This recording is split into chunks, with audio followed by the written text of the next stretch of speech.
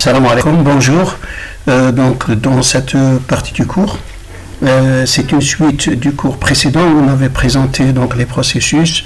On avait présenté le modèle de processus. On a parlé aussi de PCB, le contenu du PCB. Aussi, nous avons parlé de l'état des processus, comment se passe le phénomène de processus prêt, de processus élu, de processus bloqué. Nous avons donné aussi les diagrammes des séquences des différentes étapes. Nous avons cité le cas de 5 états et nous avons donné aussi les transitions, donc les diagrammes des transitions de ces processus. Et nous avons aussi montré les opérations du système d'exploitation par rapport au processus. Donc on avait parlé du fork, du kill, aussi du suspend, du wait. Nous avons parlé des appels système, c'est-à-dire call system, les appels qu'on fait au système pour manipuler les processus, donc leur création, leur suppression, leur terminaison, etc. Nous en avons parlé de tout ça. Et maintenant, il reste la partie des algorithmes de gestion du processeur, ça veut dire, ou bien de gestion des processus, ça veut dire de la manipulation du processus. Évidemment, puisqu'il s'agit d'algorithmes, on sait qu'un algorithme, c'est une partie déclaration de données et une partie corps de programme. Donc on verra ici les principales déclarations qu'on doit faire dans la partie déclaration de données. Et aussi, on parlera des algorithmes.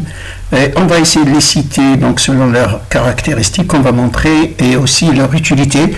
On va essayer de montrer les inconvénients des uns et les avantages des autres.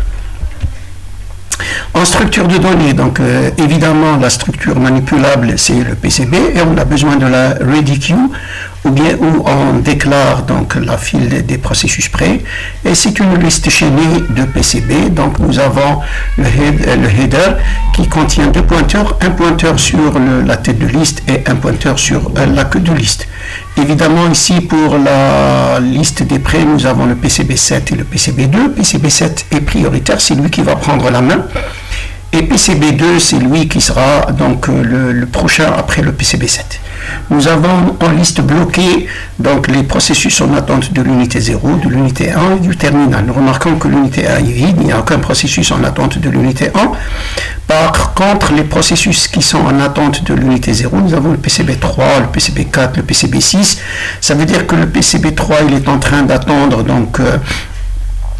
la fin de son entrée-sortie. Une fois que cette entrée-sortie aura lieu, le PCB3 sera déplacé par le scheduling vers la liste des prêts et ensuite PCB4 passe en tête de liste, etc. Nous avons aussi parlé de la principale structure du PCB. PCB généralement c'est le PID, c'est le Process Identifier, c'est le PC Program Counter, PSL Processor Status ou State Long Word et ensuite les registres de données CS Code Segment, Data Segment, Stack Segment, les registres AX, BX, donc si c'est une architecture Intel, si c'est une autre architecture, on sera en relation avec le registre proposé par cette architecture.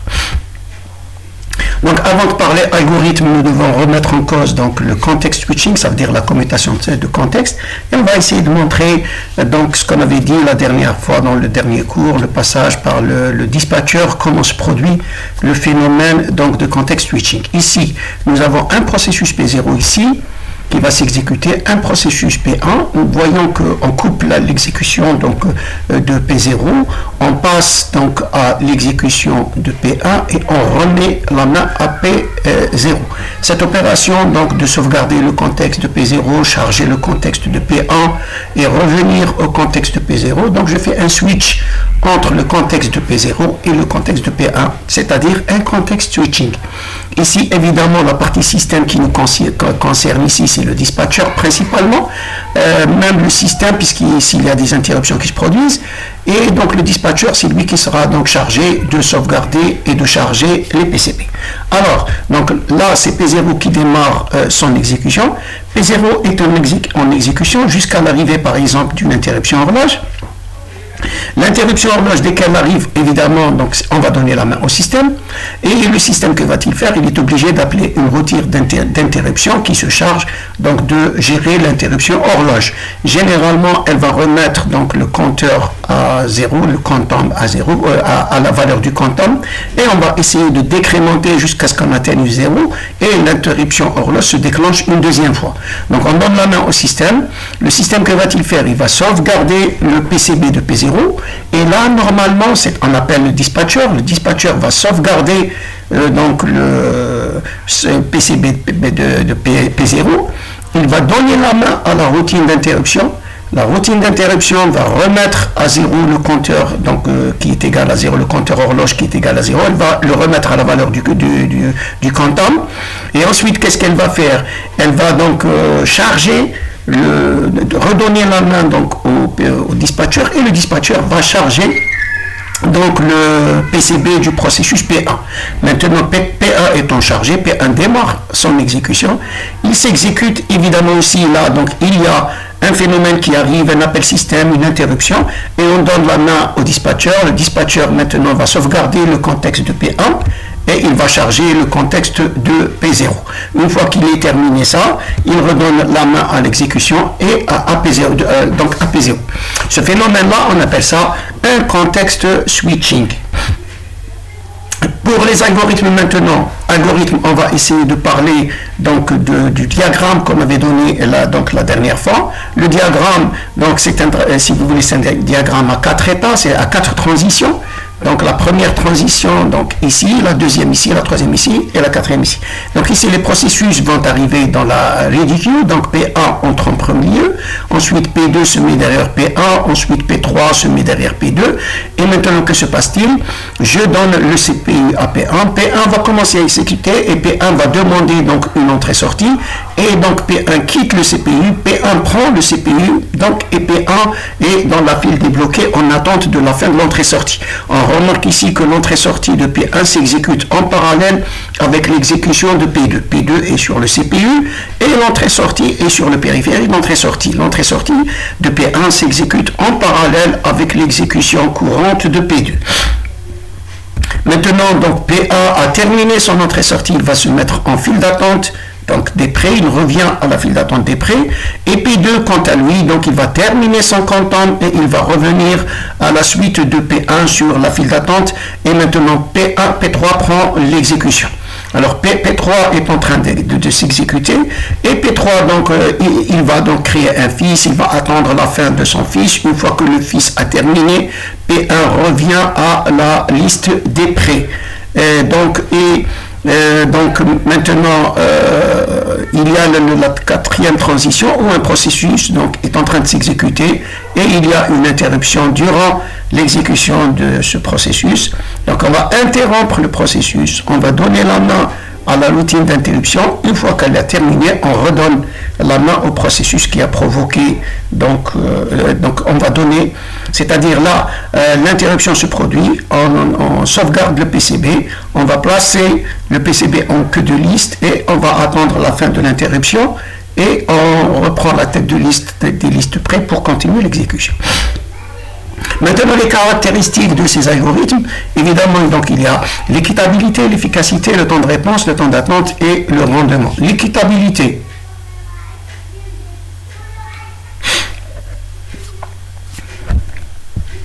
Alors, l'équitabilité, donc l'algorithme doit s'assurer que chaque processus reçoit sa part du temps processeur équitablement. Il ne doit pas avantager certains par rapport aux autres. Donc, le meilleur algorithme, c'est celui qui assure le mieux cette répartition, c'est-à-dire du temps CPU entre les processus. Efficacité, le processeur ne doit jamais s'arrêter, il doit toujours travailler à 100%, il ne doit jamais être dans un idle time, ça veut dire un temps non occupé, not busy. Temps de réponse, il doit maximiser le temps de réponse en interactif. Le temps de réponse, c'est le temps où il donne la première réponse. Si par exemple j'ai un programme qui va afficher les notes des étudiants, si j'ai 20 étudiants, donc le temps de réponse c'est le temps lorsqu'il affiche la première note du premier étudiant. Donc dès qu'il affiche la première note, on va dire que le programme a répondu. Et on a besoin de connaître ce temps de réponse. Ensuite, le temps d'attente, on doit minimiser le temps d'attente des processus. Le temps d'attente, il ne faut pas que le processus attende plus longtemps. Et le rendement, c'est le nombre de processus par heure. Donc le meilleur algorithme, c'est celui qui donne la meilleure équitabilité, qui fait une efficacité, ça veut dire qu'il utilise le processeur à 100%, qui maximise le temps de réponse, donc c'est-à-dire en mode interactif, qui minimise le temps d'attente et qui maximise le nombre de processus par heure. Donc le meilleur algorithme, c'est celui qui fournit ces caractéristiques de la meilleure façon. Alors, les décisions qui sont prises par donc le scheduling, c'est si vous voulez, ces différentes transitions qui sont ici. Donc 1, 2, 3, 4, ça c'est la première transition, la deuxième transition, la troisième et la quatrième. Donc l'algorithme doit décider quand est-ce qu'il passe par ici, et une fois qu'il décide ceux qui sont ici, quand est-ce qu'il va les remettre ici. Il décide s'il y a un fin de compte à mettre le processus en code list, s'il y a un fils qui a été créé, ou est-ce qu'il va mettre le processus qui fait un wait, etc. Il va le mettre dans la liste d'attente des processus qui attendent leur fils. Une fois que le fils termine, il va le déplacer de la file des processus qui attendent le fils en queue de liste. Et aussi le cas où il y a une interruption ou le cas où le processus termine son exécution. Donc ici, il y a 4 décisions à prendre par chaque algorithme. Alors quand est-ce qu'un processus passe de l'état élu à l'état bloqué? Il est en train de s'exécuter et il passe à l'état bloqué, ça veut dire il va émettre une entrée-sortie et le scheduling va décider donc de stopper ce processus et de le placer dans la file débloquée. Maintenant, quand est-ce qu'un processus élu redevient prêt? Ça veut dire qu'il a consommé son content et il va le mettre pour le placer en queue de liste de la ready queue, des processus prêts. Et quand est-ce qu'un processus passe de l'état bloqué à l'état prêt? Il est bloqué, son entrée-sortie se termine et on donne la main au scheduling par une interruption logicielle. Le scheduling démarre et il va déplacer le PCB du processus qui était dans la file débloquée. Il va le mettre dans la file donc des processus prêts. Et aussi, que va faire le scheduling si un processus donc se termine? Et là, évidemment, donc il va détruire son PCB, il va récupérer l'espace mémoire occupé par son code, par ses données, par sa pile, etc. Alors, les types de scheduling maintenant. Nous avons les job scheduler, medium scheduler, CPU scheduler, IO scheduler. Alors, le job scheduler, c'est généralement appelé aussi le long-term scheduler. Il se charge donc d'ajouter les nouveaux processus. Si j'ai n processus dans le système, ces n processus sont divisés en 2 parties. Une partie qui se trouve en mémoire secondaire, on appelle ça le N2, et une partie qui se trouve en mémoire centrale, on appelle ça le N1. Donc n est égal à N1 plus N2. Lui, il gère le nombre n. Lorsqu'il diminue, lorsqu'il y a des processus qui quittent le système, il va le diminuer. Et lorsqu'il y a de nouveaux processus qui arrivent dans le système, il va donc l'incrémenter, augmenter ce nombre-là. Donc, lui, le job scheduler, il se charge du degré de multiprogrammation parmi la mémoire secondaire et la mémoire centrale. Maintenant, le medium, donc lui, parmi les processus N2 qui sont en mémoire secondaire, c'est lui qui se charge de maintenir le N1, le nombre de processus donc qui sont en mémoire centrale. Et c'est lui qui se charge du swap in et du swap out. Quel est le processus qui est en mémoire centrale qui doit descendre vers la mémoire secondaire, swap out, et quel est le processus qui est en mémoire secondaire qui doit donc aller en mémoire centrale, et donc ça c'est un swap in. Et combien il y a de processus, ça veut dire le nombre N1 en mémoire, il maintient le degré de multiprogrammation des processus en mémoire. Le premier, le job scheduler, il maintient donc le degré de multiprogrammation globale, ça veut dire le nombre N. Et donc le medium scheduler, il maintient quant à lui le nombre N1, c'est-à-dire le degré de multiprogrammation des programmes en mémoire centrale. Le CPU scheduler, c'est lui le principal, c'est lui qui se charge donc d'exécuter les processus, de leur donner le quantum, de gérer donc les files d'attente des processus prêts, des processus bloqués, etc. Maintenant, l'IO scheduler, lui, il se charge, lorsque les processus sont placés dans la file d'attente débloquée, il se charge donc de traiter les requêtes, parce que quand je bloque un processus en attente d'entrée-sortie, je vais mettre la requête qu'il a émise. Cette requête, c'est soit une lecture, soit une lecture sur un disque, une écriture sur un disque, une écriture sur une imprimante, une lecture à partir d'un terminal, par exemple d'un scanner, etc. Et qu'est-ce qu'on va faire? On va placer la requête dans la file d'attente des requêtes de l'IO Scheduler, et lui, il va traiter les requêtes sur le périphérique en question. Par exemple, si le processus P1 va émettre une lecture d'un ensemble de secteurs, d'un bloc de données à partir du disque. On va donner l'adresse en mémoire où est-ce qu'il va mettre les données, on va donner la taille, combien il va lire, si vous voulez, de secteurs ou de blocs. On va placer cette requête. On va placer le processus dans la file des processus bloqués en attente d'entrée-sortie, et on va placer la requête dans la liste d'attente du scheduler, du LIO Scheduler. LIO Scheduler, donc lorsqu'il arrive, il va extraire la requête, il va trouver l'adresse en mémoire où il va charger les données, il va trouver le nombre de blocs, et il va aller sur le disque, récupérer ce nombre de blocs là, il va les placer à l'adresse en question en mémoire, et une fois qu'il est terminé, il va envoyer une interruption au système pour dire que j'ai terminé l'entrée-sortie. Lorsque le système intercepte cette interruption, il va réveiller le scheduler, et le scheduler va déplacer le processus qui se trouve dans la liste de bloqués vers la liste des processus prêts. Pourquoi? Parce que l'ensemble de ces données se trouve actuellement en mémoire centrale dans sa partie data, et le processus maintenant peut continuer son exécution. On revient ici pour montrer le rôle de chacun de ces scheduling. On remarque que les processus nouveaux et les processus qui font le exit, ils sont gérés par le job scheduler. Donc le job scheduler intercepte les nouveaux processus, il va les admettre dans le système. Alors soit qu'il va les mettre dans les processus qui sont déjà en mémoire parmi les prêts, soit qu'il va les mettre en mémoire secondaire parmi les suspendus. Lui, il se charge de gérer les nouveaux processus qui arrivent et évidemment ceux qui quittent le système. Et ici, le médium, il se charge de faire un swap-in, swap-out des processus prêts et aussi des processus bloqués. Il peut par exemple faire un swap-out d'un processus bloqué et faire un swap-in d'un processus bloqué vers la liste des bloqués. Il peut faire un swap-out des processus ready et il peut faire un swap-in des processus suspendus ready. Il se charge aussi ici, ça c'est pas le short, et ici c'est le short scheduling, c'est un CPU scheduling. Il se charge lui juste de faire exécuter les processus à ce niveau-là. Alors maintenant, une autre façon pour mieux voir avec ce diagramme, il y a les nouveaux processus qui arrivent dans le système, ils sont pris en compte par le job scheduler, et le job scheduler, il va les ajouter au système soit en mémoire secondaire, soit en mémoire centrale. Donc si vous voulez, le job scheduler, il va les soumettre au medium scheduler.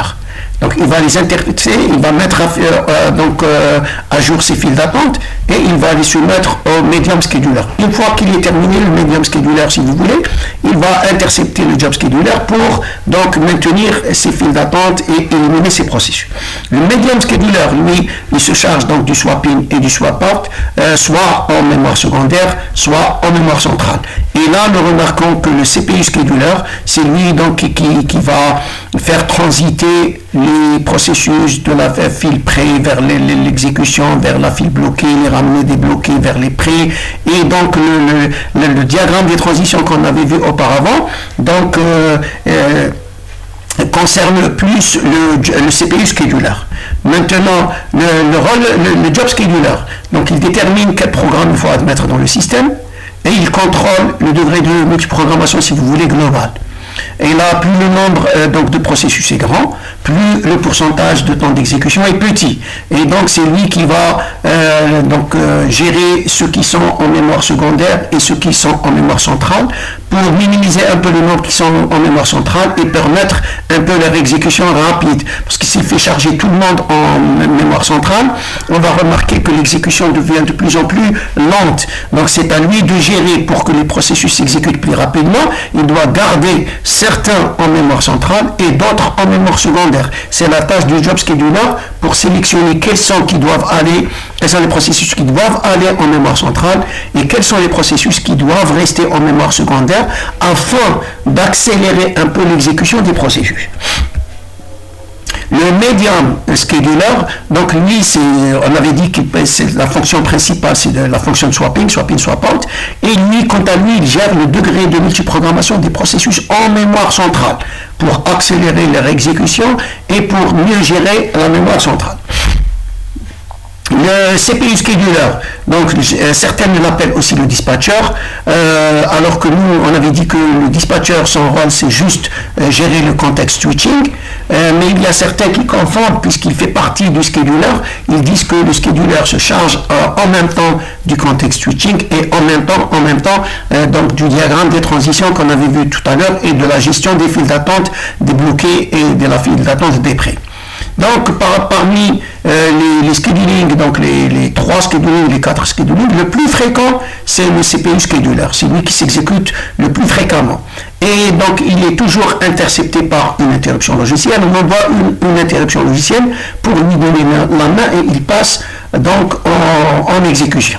Et généralement, quand est-ce que ça se produit? Lorsqu'une interruption horloge se produit, on arrête, on appelle le dispatcher, il sauvegarde le PCB du processus en cours et il donne la main à la routine d'interruption qui va traiter l'interruption horloge. L'interruption horloge, qu'est-ce qu'elle va faire? Elle va remettre à jour son compteur à la valeur du quantum et lorsqu'elle termine, elle envoie une interruption logicielle. Cette interruption logicielle va donner la main au CPU scheduler. La même chose, lorsque un processus est en exécution et qu'il y a une interruption d'entrée-sortie qui arrive, ça veut dire le processus est, par exemple P2 est en train de s'exécuter, P1 a déjà envoyé une entrée-sortie, une requête d'entrée-sortie, on a placé P1 dans la file débloquée et c'est P2 qui s'exécute. L'entrée-sortie de P1 se termine pendant que P2 s'exécute. À ce moment-là, pendant l'exécution de P2, on va intercepter l'interruption envoyée par, si vous voulez, l'entrée-sortie de P1. Maintenant, que va faire le système? Il va donc sauvegarder le PCB de P2, donner la main à la routine d'interruption d'entrée-sortie. La routine d'interruption d'entrée-sortie, qu'est-ce qu'elle va faire? Elle va traiter l'interruption et lorsqu'elle termine, elle envoie une interruption logicielle pour donner la main au scheduler. Et le scheduler, qu'est-ce qu'il va faire? Il va déplacer le processus P1 qui était bloqué et il va le mettre parmi les prêts. Et ensuite, évidemment, après avoir mis en queue le PCB de P2. S'il y a un appel système, on fait un fork. Par exemple, on va créer un fils. Donc là, le processus, lorsqu'il émet un fork, il va faire un fork. Qu'est-ce que se passe-t-il? On arrête, on sauvegarde la main donc du processus qui a le fork, ça veut dire la création du fils, on va sauvegarder son contexte et on va appeler le système. Le système va cloner le processus en cours, il va créer son fils. Une fois qu'il est terminé, il va avoir son PCB, etc. Et il va donc envoyer une interruption au scheduler. Le scheduler va prendre le PCB du fils, il va le mettre dans la liste des prêts. Il va donc prendre le processus du père qui était bloqué en attente du fils et il va le mettre parmi les prêts, etc. S'il y a maintenant une division par 0, le processus, donc dès qu'il y a une division par 0, il y a un signal qui arrive, ça veut dire c'est une interruption, on appelle ça une exception parce que c'est dû aux opérations arithmétiques. Donc on va recevoir l'interruption, la même chose. Donc le processus que on appelle l'interruption qui va prendre en charge le signal, elle va remarquer que c'est une division par 0, elle va émettre un message d'erreur pour dire qu'il y a eu une division par 0 dans ce programme-là, et elle va envoyer une interruption logicielle qui donne la main au scheduler. Le scheduler, il sait que ça, c'est dû à une opération donc, de division par 0, etc. Et il va carrément terminer le processus en question, récupérer son PCB et récupérer son espace mémoire. Alors, le CPU scheduling maintenant, il existe sous deux formes, le modèle non préemptif et le modèle préemptif. Qu'est-ce que ça veut dire non préemptif? Ça veut dire qu'une fois qu'on va donner le CPU à un processus, on n'a plus le droit de lui retirer le CPU, sauf s'il se termine ou que lui, volontairement, il va émettre une entrée-sortie. Sinon, je n'ai pas le droit de récupérer le CPU à partir de chez ce processus. Les préemptifs maintenant, j'ai le droit, si un processus est en exécution, le système a le droit à tout moment de lui récupérer le CPU, de lui retirer le CPU et de le donner à un autre. Donc, le non préemptif, il va juste faire la décision 1, ça veut dire il va décider quand est-ce qu'un processus pré devient élu. et lorsque le processus se termine, ou bien donc s'il émet une entrée sortie. Donc il va prendre les décisions 1 et 4. Ça veut dire qu'il gère la transition 1 et la transition 4. La transition 1, c'est lorsqu'il émet une entrée sortie, et la transition 4 lorsqu'il se termine. Maintenant, les préemptifs, ils vont donc gérer les 4 décisions. Ça veut dire le CPU, le scheduler dans ce cas-là, il a le droit d'interrompre le processus à tout moment, selon les besoins du système, et il doit veiller à ce qu'aucun processus n'a le droit de monopoliser à lui seul le CPU. Et donc dans ce cas-là, il traite les 4 décisions. Ça veut dire quand est-ce qu'un processus devient bloqué, il va le mettre dans la liste des bloqués, etc. Quand si un processus crée un fil, s'il reçoit donc la fin de compte, s'il se termine, les 4 décisions seront gérées par les algorithmes préemptifs. La décision 1 et 4 n'est gérée que par le scheduler non préemptif. Alors, on va essayer de montrer les différents algorithmes sur cet exemple-là. On va d'abord commencer par les processus non préemptifs et ensuite on va passer aux processus préemptifs.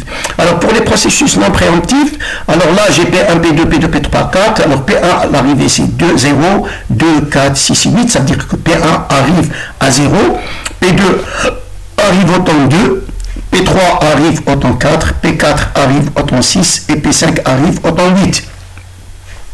P1 demande 3 unités d'entrée-sortie, P2 demande 3 unités d'exécution, P2 demande 6 unités d'exécution, P3 4 unités d'exécution, P4 5 unités d'exécution et P5 2 unités d'exécution.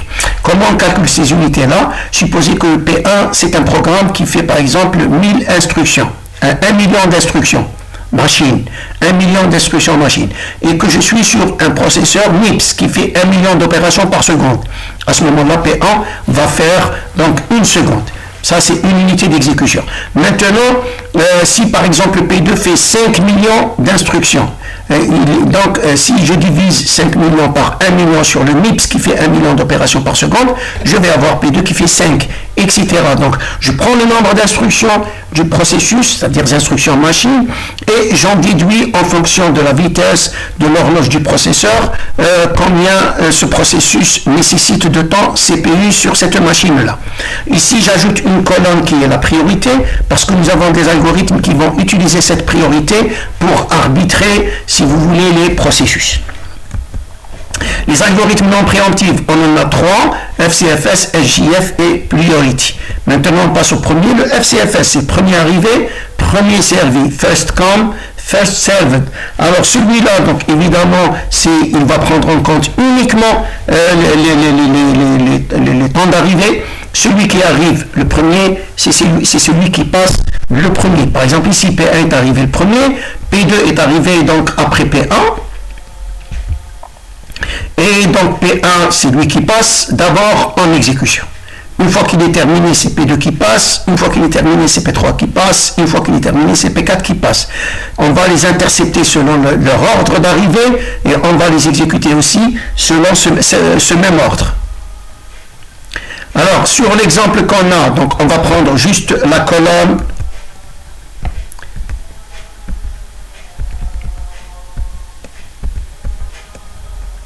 On va juste prendre la colonne ici et elle va nous donner l'ordre d'arrivée des processus. Donc P1 arrive à 0, P2 à 2, à 4, à 6 et à 8. Donc en fonction de cette arrivée-là, c'est-à-dire en fonction de cette colonne, on va en prendre en charge l'exécution de ces processus. Alors ici, donc pour visualiser cette exécution, je vais utiliser les diagrammes de Gantt. Et pour utiliser le diagramme de Gantt, j'ai besoin de la file donc des processus prêts que je schématise ici. Donc ça, c'est ma file d'attente des processus prêts. Les processus prêts vont attendre dans cette file-là leur tour d'exécution. Ici, remarquez que ces 5 processus ne font pas d'entrée-sortie. Ça veut dire qu'on ne va pas donc, émettre d'entrée-sortie durant l'exécution de ces processus. Alors, donc maintenant, nous avons l'arrivée de P1 au temps 0. et P1 donc passe en exécution au processeur, et il va prendre de 0 à 3. Donc de 0 à 2, il y a l'arrivée de P2 alors que P1 n'a pas encore terminé son exécution. On va attendre la fin de P1 jusqu'à 3, et à ce moment-là, P2 démarre son exécution à 3. Et P2 donc va s'exécuter de 3 plus 6 jusqu'à 9, et donc à 9 de 3, donc à 4, on va recevoir P3, à 6, on va recevoir P4, alors P2 n'a pas encore terminé son exécution, et à 8, on va encore recevoir le dernier processus P5, et c'est à ce moment-là que P2 termine son exécution. Une fois qu'il ait terminé son exécution, la file d'attente est ordonnée selon le premier arrivé, premier servi, et donc c'est P3 qui passe pour s'exécuter, et P3 il demande 4 unités, donc 9 plus 4, et il va terminer à 13. Et ensuite c'est P4 qui va prendre l'exécution, et P4 il demande 5, donc 13 plus 5 il va faire 18, et enfin c'est P5 qui prend la main, et P5 demande 2 unités d'exécution, et il va terminer à 20. Et donc de là, je déduis donc le tableau suivant. Ce tableau est constitué par le temps d'attente des processus, donc temps d'attente de P1, de P2, P3, P4, P5, et enfin le temps d'attente moyen, c'est-à-dire le comportement d'un processus moyen sur ce système-là, qui donc fait un ensemble de valeurs données dans le tableau ci-dessus. Alors là, pour déterminer ce temps d'attente, qu'est-ce que je fais? Je prends la barre du diagramme de Gantt avant P1 parce que je suis en train de déterminer le temps d'attente de P1. Alors je vais prendre donc la barre avant P1 et je vais prendre la valeur 0. Je glisse la valeur 0, c'est 0, c'est-à-dire c'est le début d'exécution du processus P1, moins le 0, c'est-à-dire l'arrivée donc du processus P1, je vais trouver la valeur 0, et maintenant le temps d'attente c'est 0. Maintenant pour calculer le turnaround, qu'est-ce que je fais? Je fais la même opération. Le turnaround c'est le temps de séjour depuis qu'il est arrivé jusqu'à ce qu'il ait quitté le système. Il a quitté le système à 3, donc je vais prendre la deuxième barre, c'est-à-dire la barre qui m'indique la fin du processus P1. Alors P1 donc a terminé son exécution à 3, je glisse le 3, aussi je ramène donc le temps d'arrivée, c'est 3 moins 0, et je détermine que le turnaround de P1 c'est 3. Maintenant pour P2, donc il a commencé à 3, il est arrivé à 2, donc 3 moins 2, elle va me donner 1. Il a terminé à 9, 9 moins 2, il va me donner 7. Pour P3, donc il a démarré son exécution à 9 et il est arrivé à 4. Donc 9 moins 4, elle va me donner 5. Et 13 moins 4, elle va me donner 9. Pour P4, il a démarré son exécution à 18 et P4 donc est arrivé à 6. Donc à 13, P4 a démarré à 13 et il a pris 6. Donc 13 moins 6, je vais avoir 4. Et aussi 18 moins 6, je vais avoir 12. Maintenant pour P5, donc il a démarré son exécution à 18 et il est arrivé à 8. Donc 18 moins 8, ça va me donner 10. Et 20 moins 8, ça va me donner 12. Et je calcule pour un moyen, je dis qu'un processus moyen dans ce système va faire donc 4,6 en moyenne en temps d'attente et 8,6 en séjour. Ça veut dire qu'il va faire une attente de 4,6 et il va faire un séjour de 8,6. Pour implémenter en Java ce modèle-là, je vais prendre une classe processus. La classe processus, donc c'est le ID processus, le temps d'arrivée, temps d'exécution, et le temps de début d'exécution, temps de fin d'exécution. Et là, j'indique avec un état s'il est en train de s'exécuter ou s'il n'est pas en train de s'exécuter. Je mets les getters et les setters, c'est-à-dire j'ajoute les accesseurs à cette classe-là, et je donne donc les différents algorithmes nécessaires.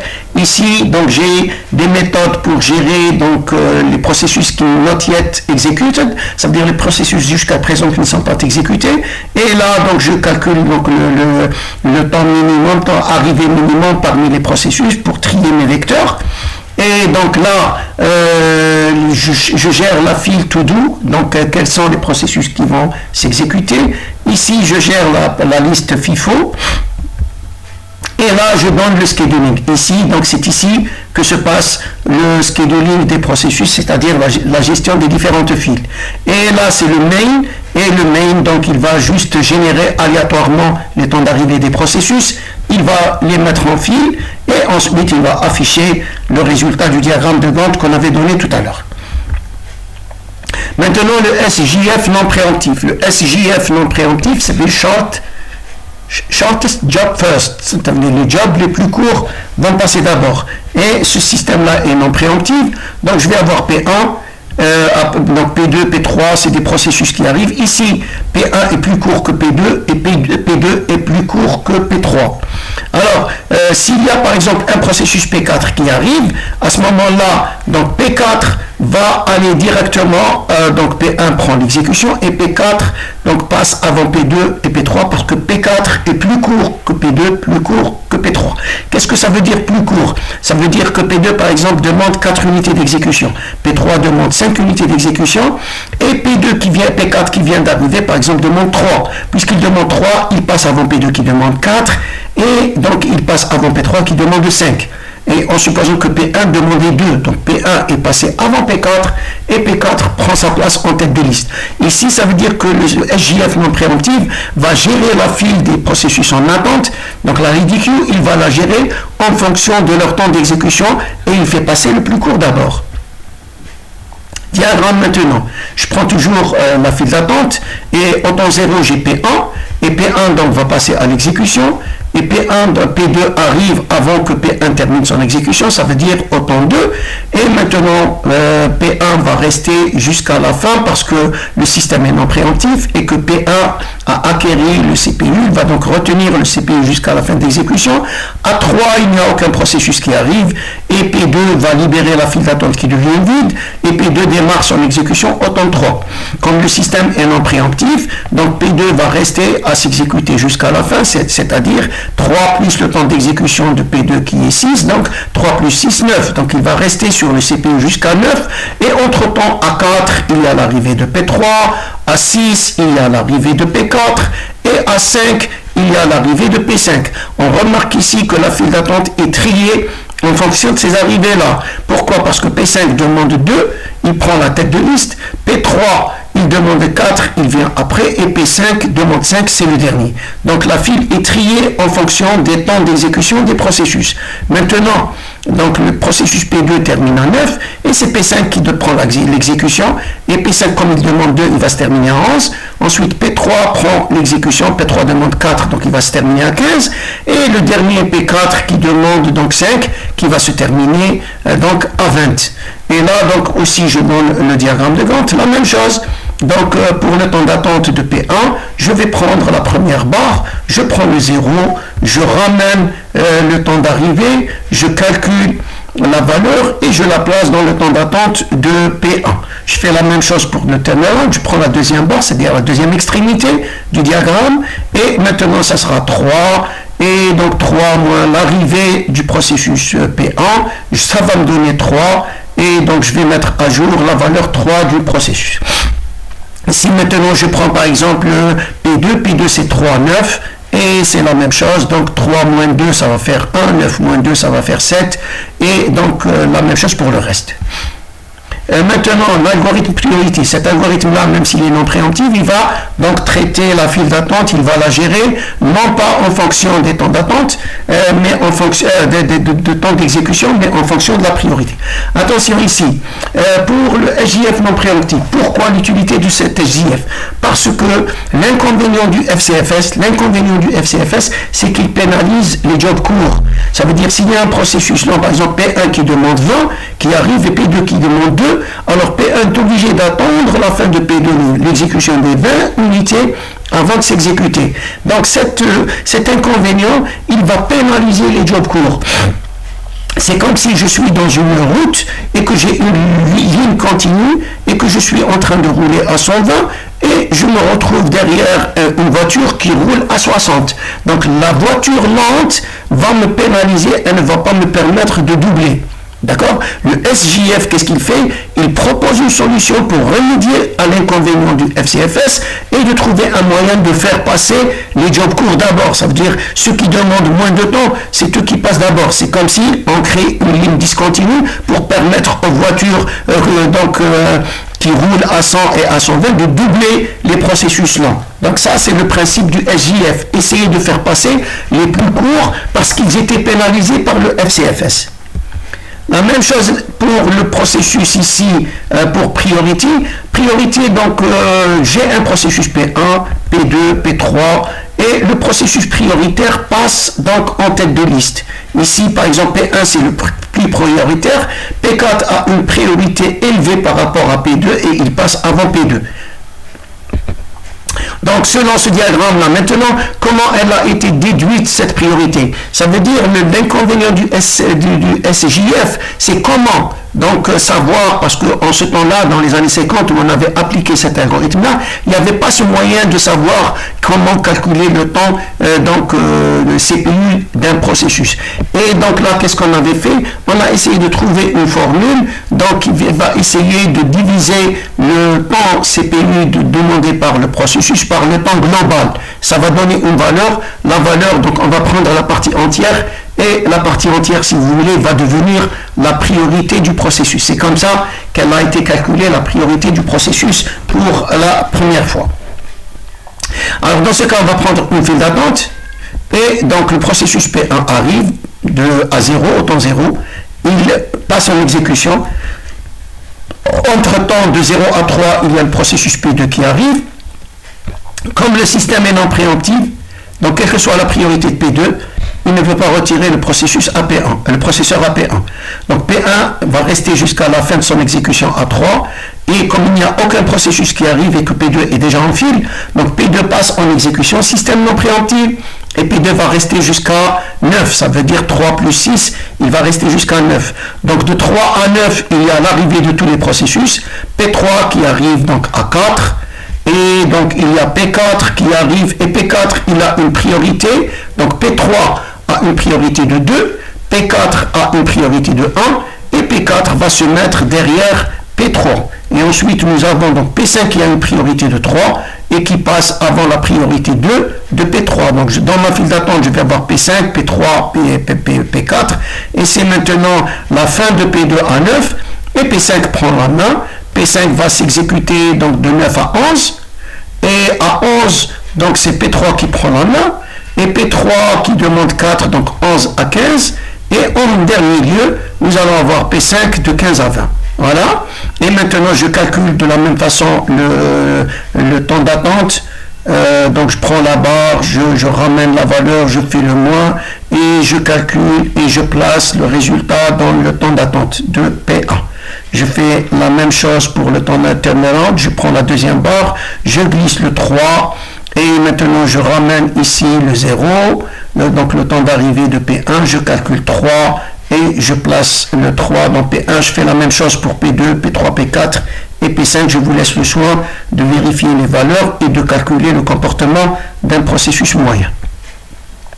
Maintenant, les algorithmes préemptifs, on retrouve le SJF, donc le SJF existe sous deux formes, non préemptif et préemptif. Pour le distinguer du SJF préemptif et non préemptif, on préfère l'appeler le SRTF, Shortest Remaining Time First. Ça veut dire le temps restant du processus, donc c'est lui qui va permettre de choisir qui c'est qui va s'exécuter le premier. Donc le temps restant, remaining time, shortest remaining time. Le plus court temps restant, c'est lui qui passe en exécution. Alors, shortest remaining time first, ce processus, donc j'ai P1, P2, P3 et P4. Ici, donc P4, soit qu'il entre à la place de P1 s'il a un temps d'exécution plus rapide que P2 et P3, et donc P1 passe en exécution, et P4 il est plus court que P2 et P3, donc ça, il se comporte ici au niveau de la file de la même façon que le SJF non préemptif.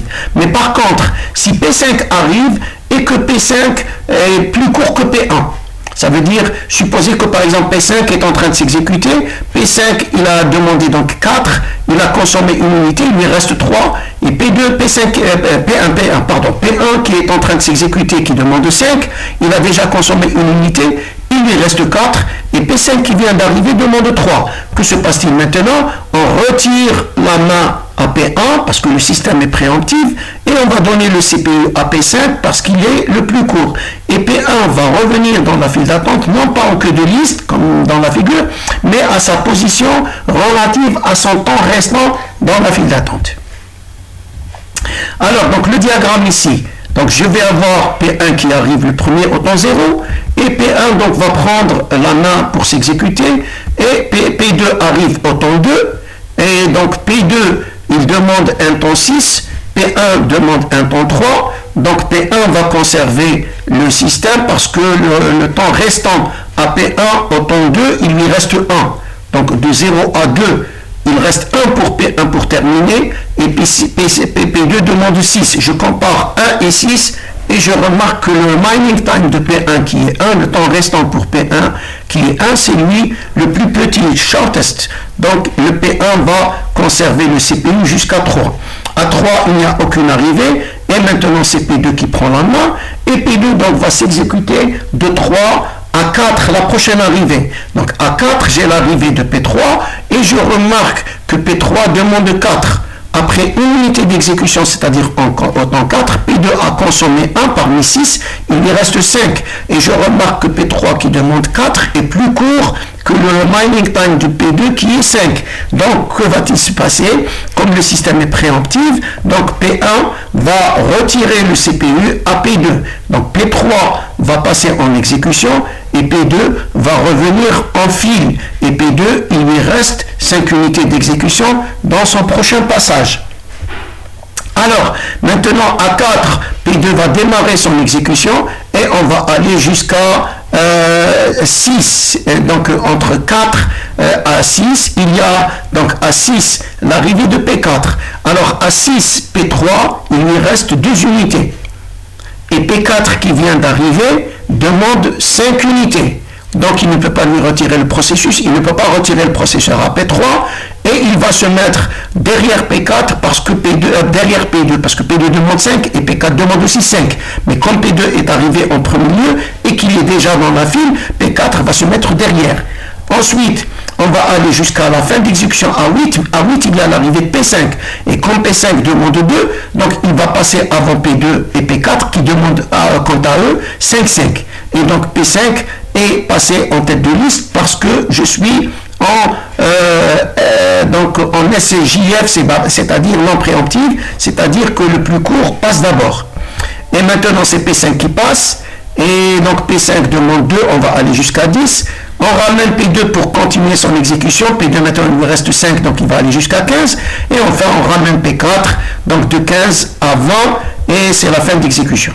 La même chose ici, je calcule le turnaround, le temps d'attente, et je passe aux priorités préemptives. J'ai P1, P2, P3, P4, la même chose, j'ai un processus donc P4 qui a une priorité assez voisine de P1 et donc P1 va passer en exécution, P4 va aller en tête de liste. Si maintenant il y a un processus P5 qui arrive et que P5 est prioritaire par rapport à P1, il va retirer la main à P1 et P1 revient donc en queue de liste. Voilà, maintenant je vais appliquer cet algorithme dans les deux cas de figure.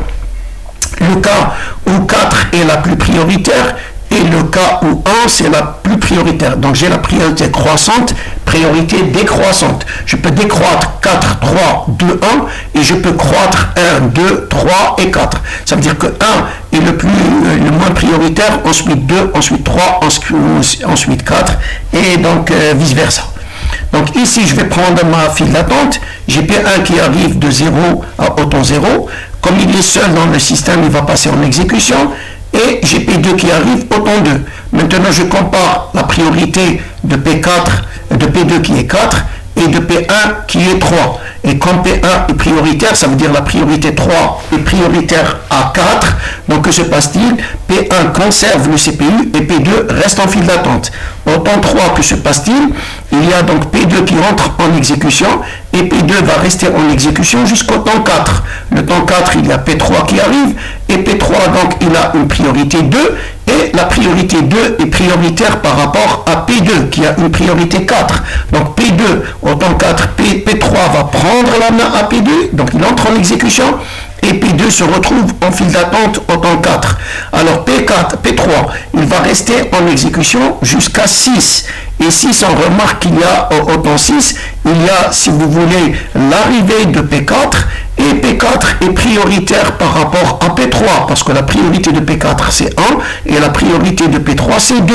Donc P4 va retirer le CPU à P3, qui se met en file d'attente avant P2, parce que la priorité de P3 c'est 2, et la priorité de P2 c'est 4.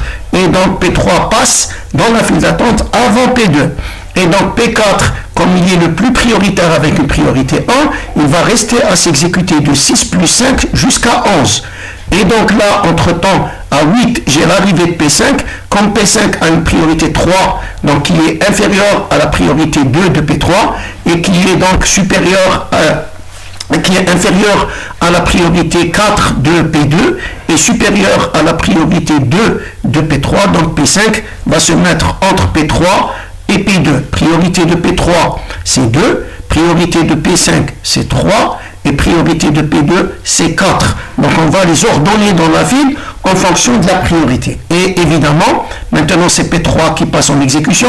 N'oubliez pas que P3 a déjà consommé 2 unités, donc il ne lui reste que 2 unités et il va terminer à 13. Ensuite P5 qui demande 2, il ne s'est jamais exécuté et il va passer de 13 à 15. Et maintenant le dernier c'est P2. P2, on remarque qu'il a déjà consommé une unité de 3 à 4 et qu'il lui reste 5 unités. Et maintenant il va rester dans le système, si vous voulez, de 15 jusqu'à 20. Et là aussi j'en déduis leur diagramme qui est généralement le même que le précédent. Attention, P1 c'est 0,3, c'est bon. Alors P2, je prends la dernière occurrence de P2, c'est 20. Donc il a quitté le système à 20 et il est arrivé à 2. Donc normalement là c'est 18, c'est pas ces valeurs là. Donc je recalcule. Donc ici toutes les nouvelles valeurs, c'est pas les nouvelles valeurs ici. Donc P2 a quitté à 20, il est arrivé à 2. Donc son turnaround c'est 18. Donc ici au lieu de 13, je vais avoir 18. Et aussi ici, donc 20 c'est-à-dire 18 moins les 6 unités, ça veut dire 12. Et le temps d'attente de P2 c'est 12. Et P3, évidemment, donc je vais prendre cette borne-là. P3, c'est 13, c'est 11. Donc là, 11 moins le temps d'arrivée de P3 moins 4, je déduis 7. Et 13 moins, donc si vous voulez, moins 4. Et je vais avoir 9. Et maintenant, pour P4, c'est 0 parce que c'est le plus prioritaire. Il est arrivé à 6, il a pris la main à 6. Donc, temps d'attente de P4, c'est 0. Et le turnaround, c'est 11 moins 6, ça veut dire 5. Voilà, pour P5, c'est la même chose. Maintenant, je vais inverser les priorités. Je vais dire que 4, c'est le plus prioritaire et que 1, c'est le moins prioritaire. Alors, je vais avoir P1 qui arrive. P1 passe en exécution. Et au temps 2, que se passe-t-il? Il y a l'arrivée de P2 qui entre dans la file. Et donc là, ça sera de 0 à 2. Et P2 donc, va aller commencer son exécution.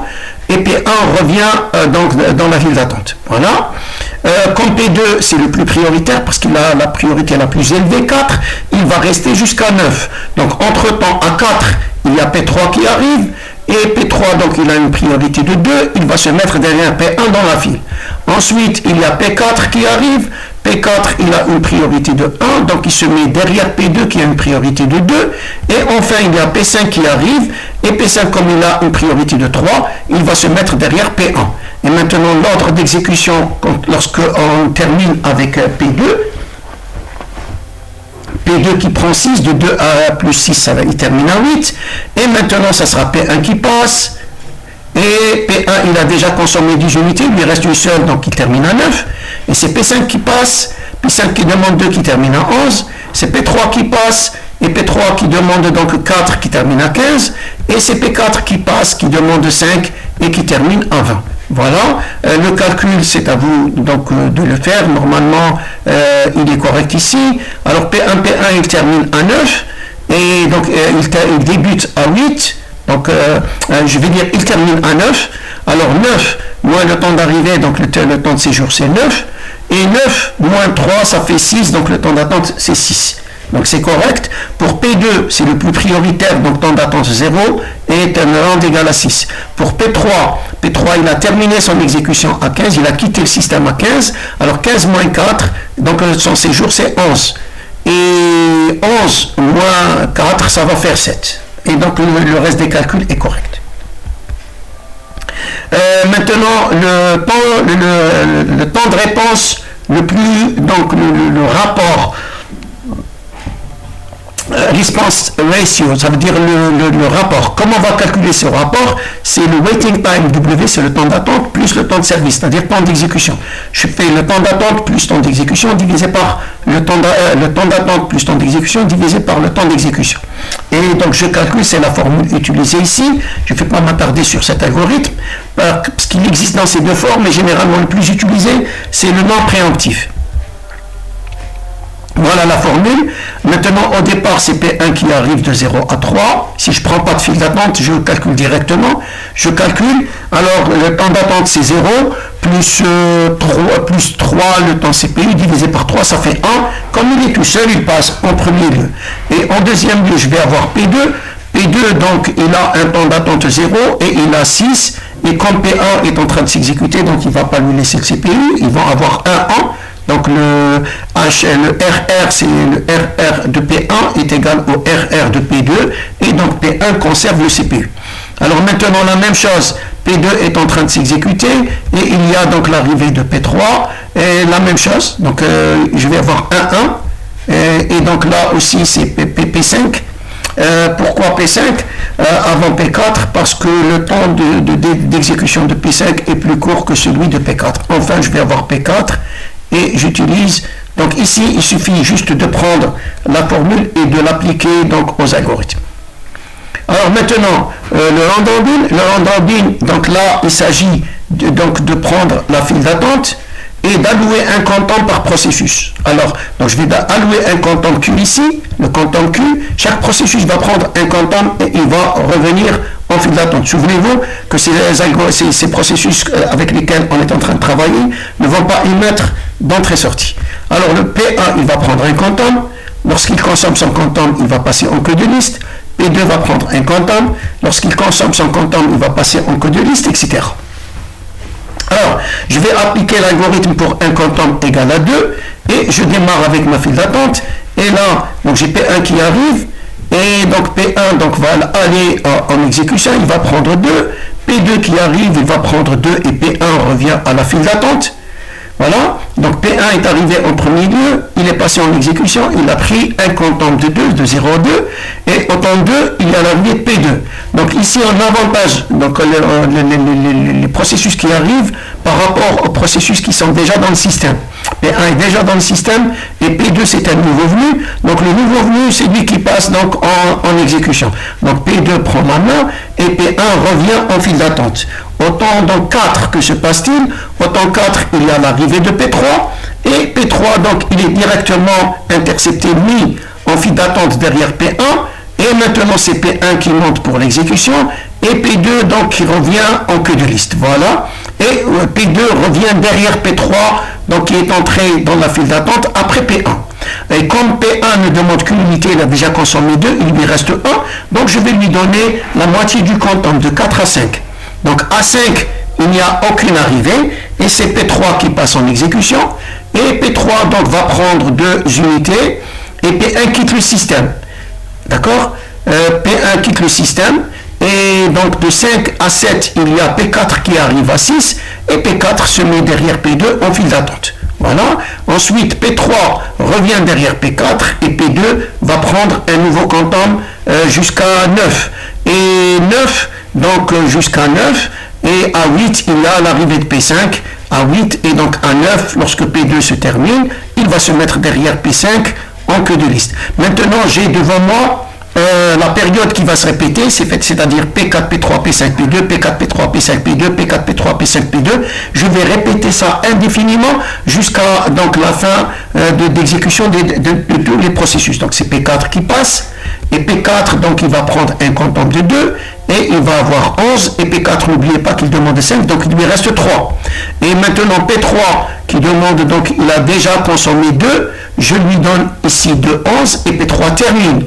D'accord? Ensuite, P5 qui passe, qui demande 2 et qui termine. Ensuite, P2 qui passe, qui demande donc 2 et je suis à 17. Et P2, donc il a pris de 2 à 4 un comptant, de 7 à 9 un deuxième comptant, de 15 à 17 un troisième comptant. Et comme P2 demande 6, donc P2 termine. Il me reste P4 uniquement dans le système. Et P4, donc il va prendre ici un comptant de 17 à 19. Et P4, il a pris, donc il demande 5, il lui reste encore une unité. Et je donne un demi-comptant de 19 à 20. Et donc j'ai terminé. Maintenant je calcule le diagramme. Pour calculer ici le temps d'attente, qu'est-ce que je fais? Je prends toujours la dernière occurrence. Je cherche ici la dernière occurrence de P1, c'est celle-ci. Donc P1 a terminé son exécution à 5 et son temps d'arrivée c'est 0. Donc 5 moins 0, elle me donne un temps de séjour de 5. Et 5 moins 3, son temps de CPU, il me donne un temps d'attente de 2. La même chose pour P2, je cherche la dernière occurrence. La dernière occurrence est ici, donc c'est 17. Donc 17 moins le temps d'arrivée de P2 qui est 2, c'est 15. Et je dis que P2 a séjourné dans le système pour 15 unités. Et 15 moins 6, elle me donne le temps d'attente, c'est 9. La même chose pour P3. Je cherche la dernière occurrence de P3, c'est 13. Alors je fais 13 moins 4. Elle va me donner 9. Donc P4, donc attention, P3, 13. P3, donc 13, qu'est-ce que je fais? Je vais prendre P3, 13, moins l'arrivée de 3, 4, ça va me donner 9. Donc il a séjourné dans le système 9. 9 moins 4, qui est le temps d'exécution, elle me donne un temps d'attente égal à 5. Ici, ça veut dire que le turnaround, il est égal au temps d'attente plus le temps d'exécution. Pour calculer le temps d'attente, je fais le turnaround moins le temps d'exécution. Et la même chose pour P5. Donc voilà, ici je prends le 5, donc la dernière valeur c'est 5, et je calcule par rapport à 5. Pour P2, je prends 17 et je calcule par rapport à 17. Pour P3, je prends 13 et je calcule par rapport à 13. Pour P4, je prends 20 et je calcule par rapport à 20. Par exemple, pour P4, c'est 20 moins le temps d'arrivée de P4, c'est 6. 20 moins 6, c'est 14. Donc, pour P4, il est resté dans le système 14.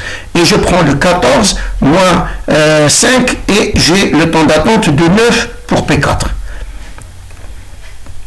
Et en dernier lieu, je vais donc avoir le P5, et le P5 c'est 15. Si je fais 15 moins 8, et donc je vais avoir 15 moins 8 c'est 7. Et 7 moins 2, ça va me donner 5, c'est-à-dire le temps d'attente de P5 c'est 5. Et je vais dire que ce système en moyenne, un processus moyen, donc fait un temps d'attente de 6 unités et un temps de séjour de 10 unités. Voilà. Maintenant, on ne peut pas considérer tous les processus dans une même médicule parce qu'il y a des processus systèmes qui ont leur propre comportement, qui sont prioritaires par rapport au processus utilisateur, et le système doit servir les processus donc système par rapport au processus utilisateur. Ça veut dire qu'au moins, je vais éclater la liste des processus prêts au moins en deux listes. La liste des processus utilisateurs et la liste des processus système. Et je donne une priorité à la liste des processus système pour qu'ils s'exécutent avant les processus utilisateurs. Et par contre aussi, les processus système, je peux les éclater en fonction de leur priorité dans le système. Par exemple, les processus, les tâches, donc c'est-à-dire les processus qui se chargent des périphériques, je peux leur donner une priorité plus élevée. Et à ce moment-là, un MQS, un multi-level, multi-level MQS, donc c'est un système où il y a les processus système, les processus interactifs, les processus patch, les processus des étudiants, Et donc, je donne la priorité au processus système. Dès que la file d'attente des processus système devient libre, je donne la main au processus interactif. Dès que ça devient libre, je prends en compte les processus donc batch. Et enfin, je traite les processus étudiants. Ici, il n'y a pas de migration entre les files. Ça veut dire, lorsqu'un processus arrive, il va aller directement dans sa file. Il n'a pas le droit de changer de file, ni de grimper, ni de descendre de sa file. Donc ici, voilà ce système. Et donc, il y a le deuxième système, c'est multi-level feedback. Ça veut dire, je vais faire un feedback des processus et je vais autoriser au processus de grimper dans les files. Ça veut dire, il peut aller dans une première file et il peut monter dans la priorité, donc dans la file suivante, etc. Si je prends par exemple une file d'attente de priorité 1, une file d'attente de priorité 2, une file d'attente de priorité 3, un processus qui arrive avec une priorité 1, il va entrer dans la première file, ensuite on va incrémenter sa priorité, il va passer à la priorité 2, ensuite il va grimper dans la file, il va passer à la priorité 3. Pourquoi on fait comme ça? Pour ne pas pénaliser les jobs longs, les jobs qui demandent beaucoup de temps. On ne peut pas les pénaliser si on les garde dans une même file, ils vont être pénalisés par rapport aux jobs courts. Pour remédier à ce problème-là, on va essayer donc de leur augmenter la priorité et leur donner plus de privilèges. Par exemple aussi, je peux avoir 3 files. La première file, lorsqu'il arrive, je lui donne un quantum égal par exemple 1. Et lorsqu'il passe dans la file, je double son quantum, il devient 2. Et lorsqu'il passe dans la troisième file, je quadruple son quantum.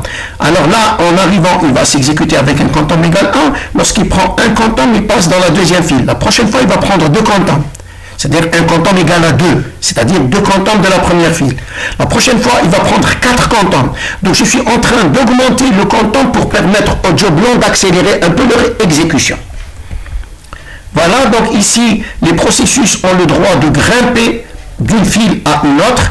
Et donc dans ce système-là, j'aurai besoin d'abord des algorithmes au niveau de chaque file. Par exemple, SJF pour la première file, priorité pour la deuxième. Et j'ai besoin d'un algorithme qui me dit selon quel mécanisme je fais monter, descendre les processus d'une file à une autre. Voilà. Donc là, j'ai plusieurs files d'attente. J'ai besoin d'un algorithme au niveau de chaque file qui gère la file. Il n'est pas obligé d'être le même. Je peux avoir le même, il n'est pas obligé d'être le même. Et qu'est-ce que je fais? Je dois donner un algorithme qui me décrit comment un processus, par exemple, de la RQ0 passe à la RQ1, de la 1 à la 2 jusqu'à n, et que fait-il lorsqu'il atteint la dernière file? Est-ce qu'il y reste dans la file n ou bien est-ce qu'il revient à 0, etc. Donc là, tous les systèmes contemporains actuellement utilisent ce mécanisme. Ça veut dire qu'il éclate généralement la RQ en 32 niveaux. Ça veut dire de R0 jusqu'à R31. 32 niveaux, on fait passer dans la première file les processus, systèmes, donc les drivers, les pilotes, etc. On les met dans les premières files et dans les dernières files, on met les processus utilisateurs. Dès qu'un processus système arrive, il passe dans sa file et automatiquement il est pris en compte parce qu'il devient prioritaire, parce qu'il a été mis dans une file prioritaire. La RQ1 ne peut s'exécuter que si la RQ0 est vide et la RQ2 ne peut s'exécuter que si la RQ1 est vide. Donc une file d'attente moins prioritaire ne peut s'exécuter que si les files d'attente plus prioritaires que elles sont vides. Donc ça, c'est le principe à respecter par l'algorithme. Ici, donc, c'est à peu près une petite comparaison entre les différents algorithmes qu'on avait vus, FCFS, Androbin, SJF, donc dans ces deux modes, SJF, SRF, le response ratio et le MFQS. Donc ici, le FCF maximise le temps d'attente, ça c'est son inconvénient. On doit donc minimiser le temps d'attente et on passe donc au SJF. Son mode d'exécution, il est non préemptif. Et est-ce qu'il a un phénomène de famine? Non. Qu'est-ce que ça veut dire un phénomène de famine? Le SJF présente un phénomène de famine. Le SJF, c'est un processus court qui arrive, il passe devant le processus long. Si j'ai un processus trop long, il va être pénalisé, il ne va jamais s'exécuter parce que tous les courts vont passer avant lui. Tous les processus courts vont passer avant lui. Donc lui, il va rester indéfiniment dans la file jusqu'à ce qu'il atteigne la famine. Donc ce phénomène de famine, il est présent dans certains algorithmes, il n'est pas présent dans d'autres. Par exemple, le round robin, il ne présente pas le phénomène de famine, mais le SJF, il présente un phénomène de famine. Le SJF préemptif aussi. Et le feedback en fonction des files d'attente qu'il va donc manipuler. Et là, il risque de présenter donc le phénomène de famine. Alors passons à FCFS. Donc son inconvénient, c'est qu'il maximise le temps d'attente et nous, on a besoin de le minimiser. Il est non préemptif. Ici, le temps de réponse il peut être très élevé. Overhead, donc là, il est minimum. L'effet de cet algorithme, c'est qu'il pénalise les jobs courts par rapport aux jobs longs. Aussi, il pénalise les processus qui émettent les entrées-sorties. Le round robin, donc là, généralement, il est constant du point de vue temps d'attente, du point de vue temps de réponse, etc. Il travaille en mode préemptif. Donc ici, le throughput may be low if quantum is too small. Ça veut dire si je diminue assez le quantum, je fais tendre le quantum vers 0, à ce moment-là, si vous voulez, le comportement de l'algorithme devient un peu lourd. Pourquoi? Parce qu'il charge un processus, comme le quantum est très petit, tout de suite il va le retirer. On appelle ça, cette technique, c'est la technique du processor sharing. Lorsqu'on veut tester comment se déroule le context switching, ça veut dire comment répond le processeur et tester plus le processeur que l'exécution des processus. On diminue à 0 le quantum et on lance l'exécution pour voir juste comment se fait le context switching, comment il fait descendre, monter les processus. Maintenant, si le quantum tombe vers, il est très grand, à ce moment-là, le round robin va se comporter comme un FCFS. Ça veut dire premier arrivé, premier servi. Si par exemple j'ai des processus qui demandent 4, qui demandent par exemple 6, qui demandent 8, qui demandent 2, et j'ai un quantum de 10, donc le premier va terminer comme le quantum est égal à 10, il va terminer son exécution, le deuxième son exécution. Et ça c'est un FCFS. Alors ici, pour le temps de réponse, donc là il donne un très bon temps, c'est pas un très bon temps, mais un bon temps de réponse, surtout pour les processus courts, il répond très bien. Overhead, donc il est minimum.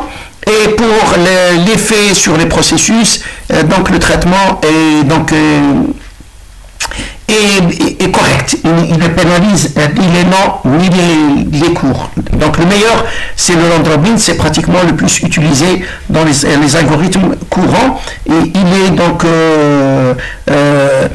intégré au MFQS et généralement toutes les files d'attente du MFQS utilisent le round robin. Le SJF, donc là, il minimise le temps d'exécution, il n'est pas préemptif, throughput il est high, il est très bien. Pourquoi? Parce que il va favoriser les jobs courts. Donc là, il présente un très bon temps de réponse pour les jobs courts. L'overhead can be high. Il présente une famine et pénalise les jobs longs. Les jobs longs n'auront jamais l'occasion de s'exécuter s'il y a une fréquence d'arrivée de processus courts. Celui-là, donc, c'est pratiquement, il minimise donc le temps d'exécution moins le temps restant. Il est préemptif à l'arrivée. Le throughput, il est le même que le SJF high, il est correct. Provide good response time, can be high, pénalise, lui aussi, il pénalise les jobs longs et il présente un phénomène de famine. Le HRM, donc là, il maximise ici le temps d'attente plus le temps d'exécution sur le temps d'exécution. Good balance, donc là, il essaie d'équilibrer un peu entre les jobs longs et les jobs courts. Il ne présente pas de phénomène de famine. Le MFQS, lui, donc, il est préemptif. On ne peut pas savoir, on ne peut pas se prononcer sur son temps de réponse ni sur son comportement global. Il présente un phénomène de famine et il favorise un peu, si vous voulez, les processus donc, qui sont donc, limités par des entrées-sorties. Pour l'exemple de tout à l'heure, le même exemple, donc là, on va s'intéresser au finish time, le temps, c'est-à-dire à quel moment il va terminer. Le processus A, donc il a une arrivée de 0,3, c'est le même diagramme que tout à l'heure. Et nous voyons ici que le turnaround, Ça, c'est le temps de fin d'exécution des processus. Ici, le turnaround, la ligne va donner le turnaround et la moyenne. Et ici, on va essayer de calculer le TR sur le TS, c'est-à-dire le turnaround sur le temps de séjour. Par exemple, pour celui-là, ça sera 3 divisé par 3, ça va donner 1. Pour celui-là, ça va faire 7 divisé par 6, ça va donner 1,17. Pour celui-là, 9 divisé par 4, ça va donner 2,25. Ici, 12 divisé par 5, ça va donner 2,40. 12 divisé par 2, ça va donner 6. Donc ça, c'est le turnaround sur le temps de séjour. Ça, c'est le comportement du round robin. Donc ça, c'est le comportement des différents algorithmes en fonction du turnaround, du finish time et du temps de séjour sur le temps d'exécution. Voilà. Donc je vous remercie de m'avoir écouté, et si vous avez vos questions, essayez de les laisser sur mon compte, sur le groupe Telegram qu'on avait créé ensemble. Sinon, je vais déposer dans mon compte channel, je vais déposer cette vidéo sur YouTube. Vous pouvez laisser vos commentaires sur YouTube. Vous pouvez poser vos questions directement en mail ou bien dans le groupe Telegram. Je vous remercie de m'avoir écouté.